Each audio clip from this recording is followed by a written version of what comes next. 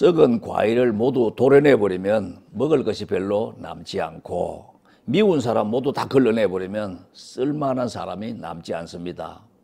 욕을 너무 많이 하다 보면은 욕에 둔감해지고 매를 많이 때리다 보면은 상대방의 아픔에 둔감해지기 마련입니다.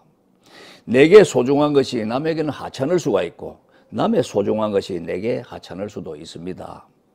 남 비난하는 자가 자기 비난받는 줄은 모릅니다. 남의 허물을 재일 때는 성인군자의 도덕적 잣대를 들이대다가 자기 허물을 재일 때는 흉악범의 잣대를 대면서 스스로 합리화합니다. 매사에 넘치지도 않고 모자라지도 않게 처신하는 것이 중용지도입니다. 그래서 선조들이 과유불급을 그렇게 강조하셨나 봅니다. 중용이라고 하면 생각나는 분이 바로 조선 초 황희정성입니다. 그가 하루는 퇴거해서 영의정이면서도 초라한 초가집 삼칸에 살았어요.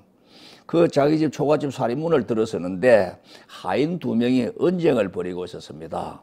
그 자초지종 하소연을 다 듣고 난 황희대감은 양쪽 말이 다 옳다고 판결을 했습니다. 이때 곁에서 지켜보던 부인이 말했습니다. 대감, 옳고 그름을 가려주셔야지. 양쪽 말이 다 옳다고 하시면 어떡합니까? 그러자 황희정성이 이렇게 대답합니다. 부인, 그대 말씀도 옳소. 자, 흔히 뼈 없이 좋은 사람을 우리는 무골호인이라고 합니다. 황희정성도 처음부터 무골호인은 아니었습니다. 그가 젊은 시절 금강산을 유람하려고 이 강원도 땅에 들어섰을 때의 일입니다. 소 2마리를 한 겨리로 묶어서 밭을 갈고 있던 농부가 마침 쉬고 있는데 지나가던 황희가 물었습니다.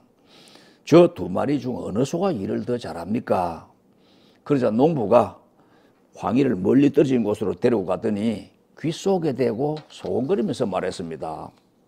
저 왼쪽 소가 일을 더 잘하지요. 아, 그렇군요. 그런데 왜 멀리까지 와서 귀속말을 하는 것이요?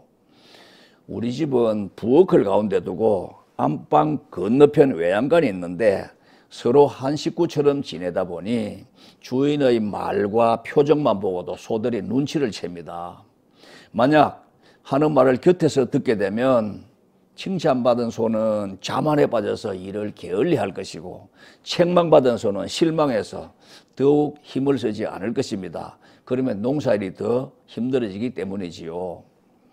그때 황희가 크게 깨닫고 이렇게 다짐합니다. 저 무식한 농부도 말 못하는 짐승을 저토록 인격적으로 대하면서 존중해 주는데 그동안 나는 알량한 내 잣대로 사람을 함부로 평가하며 폄하했던 적이 얼마나 많았는가. 이후로 만나는 사람마다 저 농부처럼 인격적으로 대하고 존중해주며 살리라, 이렇게 결심을 합니다. 모난 성품을 고친 그의 눈에 비로소 세상 모든 대상이 아주 사랑스럽게 보이기 시작했습니다.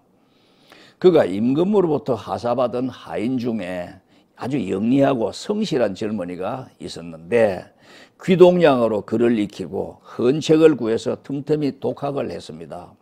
그것을 알아챈 황희대감이 그를 불러서 시험을 해본 후에 본격적으로 글을 가르쳤습니다. 하인의 학문이 일취월장했기 때문에 과장으로 보내 싶었지만 노비 신분이라서 불가능했지요. 그때 임금께 상주하여 시한부 면천 제도를 시행했습니다. 면천은 천한 신분을 면해준다는 뜻입니다. 이렇게 등용의 길을 열어줌으로써 노비까지 당당히 과거에 급제시킨 일이 있었습니다. 청백리로서의 일화도 참 유명합니다. 영의정의 녹봉이면 부유하게 살아야 마땅할 터인데 일평생 낡고 빛바랜 단벌 관복 차림뿐이었습니다. 그 젊은 세종 임금이 혹시 표리부동한 위선자가 아닐까, 이런 의심을 품게 됩니다. 그래서 하루는 퇴거 후의 생활을 친히 확인하고자 불시 민정시찰에 나섰습니다. 황희대감이 마침 저녁상을 받고 하인들과 함께 좁은 쪽마루에 늘어앉아 저녁밥을 먹고 있는 중이었습니다. 갑자기 사리문으로 들어오신 분이 자세히 보니까 임금님이잖아요. 기급하면서 마당에 내려가 부복한 후 말합니다. 전하, 기별도 없이 누추한 신의 우거에 이 의인 행차시옵니까? 경의 집에서 저녁 한 끼를 얻어먹어볼까 해왔소이다.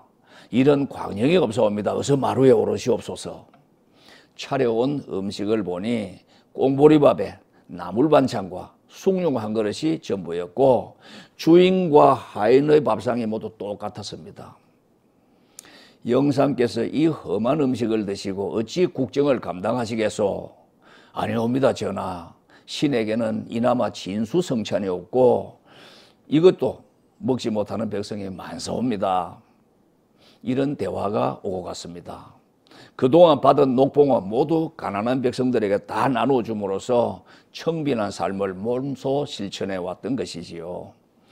이제 실태를 확인한 세종 임금이 크게 감격했고 이 나라의 보물인 황희를 위해서 뭘 어떻게 해줄까 생각하다가 그날 사대문의 수문장들을 불러 영을 내렸습니다. 내일 하루 동안 조정에 바쳐지는 곡물은 모두 황희대감 집으로 가져가라. 만약 받지 않으면 어명을 거역한 대역죄인이 될 것이라고 일러라. 하루 분량의 곡물만 받아도 황희는 부자가 될 것입니다. 그런데 재수없게도 이튿날 온종일 비가 내렸습니다.